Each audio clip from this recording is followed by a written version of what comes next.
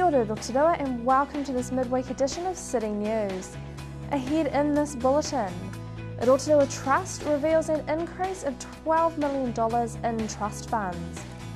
A body was found in a car in a Rotorua street by a group of children. And tonight in sport, Glenn Jackson provides a new dimension to the New Zealand pool of rugby referees. Those stories and more tonight on City News. Rotorua Trust yesterday revealed an increase of $12 million in its trust funds during the last financial year. Trust Chairman Graham Hall says it was a very pleasing result, especially given some of the hard decisions trustees made due to the challenging economic climate. A summary annual report will be distributed to the local community next Wednesday. The Trust has made approximately $80 million in donations to the local community over the past 15 years. A man who murdered his partner by pouring petrol over her and setting her on fire while she was asleep has lost his appeal against his conviction. At a Court of Appeal hearing in Wellington last month, lawyers for Gary Mills argued that some statements heard by the jury at the trial should not have been allowed. Mills is serving a life imprisonment with a minimum non-parole period of 17 years. A body was found in a car in a Rotorua street by a group of children and youths on their way to school.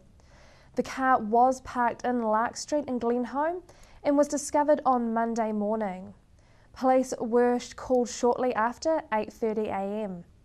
Police are investigating what they have described as an unexplained death. A woman who lived in the area said the body was discovered by a group of school students from Rotorua Intermediate and Rotorua Boys High School.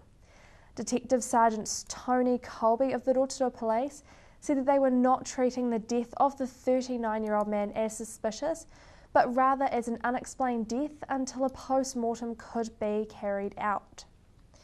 New Zealand Post continued to extend its helping hand in backing children's health camps with the issue of its 81st edition Children's Health Stamps today. The 3-stamp set depicts children's outstanding ability to get out of the most succumbed situations and emerge as strong, independent individuals. Rotorua's recently refurbished health camp is one of 7 nationwide that will benefit.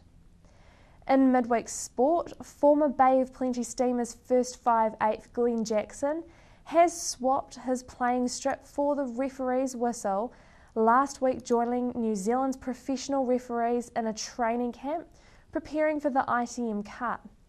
NZRU referee manager Lyndon Bray said Jackson's experience as a professional player would add depth and provide a new dimension to New Zealand's professional pool of rugby referees. Jackson left Bay of Plenty 4 years ago to play in the UK. Weather for Rotorua and surrounding areas tonight. Cloudy with gusty southwesterlies, low of 6. Tomorrow, Thursday, mainly fine with southwest winds, a high of 11 and a low of 2. And long range through to Friday, mainly fine with southeasterlies, a high of 12 and a low of 2.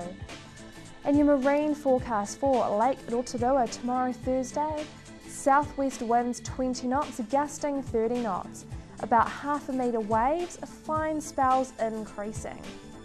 If you missed any of tonight's bulletin, you can watch it again by simply going to www.tvrotorua.co.nz and click on the View Latest City News link and the link below that for latest Rotorua events.